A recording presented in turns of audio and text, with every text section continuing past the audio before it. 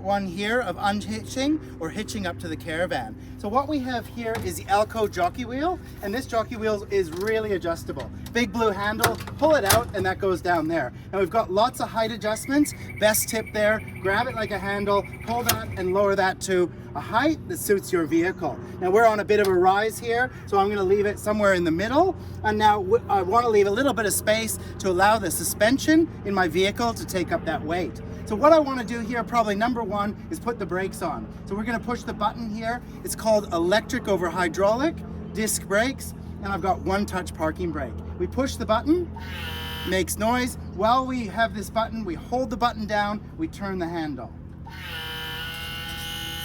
So I've locked it sideways, my brakes are now on, this won't go anywhere. I'm gonna just access here, on these arc jockey wheels, we do have a magnetic handle, and so we do have to make sure we put that away. Folding my handle up there, I'm just gonna run this down. Best tip for me, I always like to put my wheel sideways, and I like to have my wheel under my chassis, so when I need to wiggle it to hook onto the vehicle, I've got movement that way.